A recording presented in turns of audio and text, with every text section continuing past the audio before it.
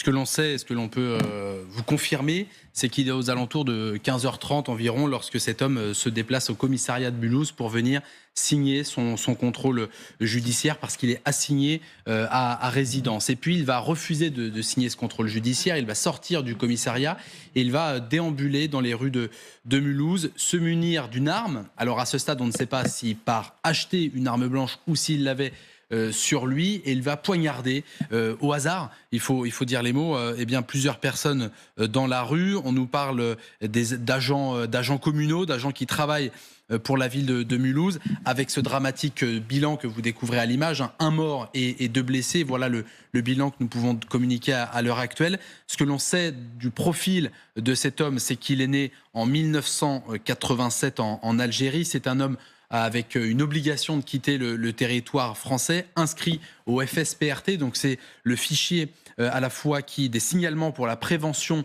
de la radicalisation à caractère terroriste, un fichier qui a tout juste 10 ans d'ailleurs, qui a été créé quelques mois après les attentats de janvier 2015, et donc qui a poignardé ces différentes personnes dans les rues de Mulhouse aujourd'hui aux alentours de 15h45 du côté du marché de Mulhouse.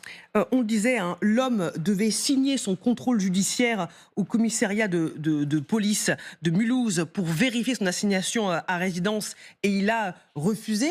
À quelles obligations un homme sous OQTF, donc en situation irrégulière, est soumis en théorie? Alors vous savez que l'obligation de quitter le territoire est, comme son nom l'indique, une obligation de quitter le territoire. Et il y a énormément de personnes, on le voit avec tous les débats statistiques et des chiffres des différents ministres de l'Intérieur, à la fois Gérald Darmanin ou aujourd'hui Bruno Retailleau, sur combien d'OQTF sont réellement exécutés sur le territoire aujourd'hui.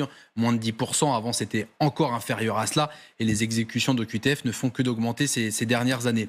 Et ce qu'il faut bien comprendre, c'est que cette personne, elle est sous OQTF, mais voilà, elle a aussi ce contrôle judiciaire qui lui imposait, on ne sait pas dans quelle mesure il était extrêmement restrictif. Est-ce que cette personne avait, au-delà de son assignation à résidence, d'autres impératifs qui lui avaient été donnés par la justice? On ne sait pas dans quelle mesure la justice, dans quel cadre judiciaire la justice lui avait donné cette mesure de contrôle judiciaire à respecter. On imagine, parce que c'est une personne qui aujourd'hui, on ne sait pas pour quelle raison, a refusé de signer le contrôle judiciaire, on imagine que depuis plusieurs semaines, peut-être plusieurs mois même, elle signait son contrôle judiciaire au commissariat de Mulhouse. Voilà, nous sommes en attente d'énormément d'informations, mais on se dessine, lorsqu'on prend les faits les uns après les autres, à une attaque au couteau à caractère sans doute terroriste. On va attendre la saisine ou non du parquet national antiterroriste.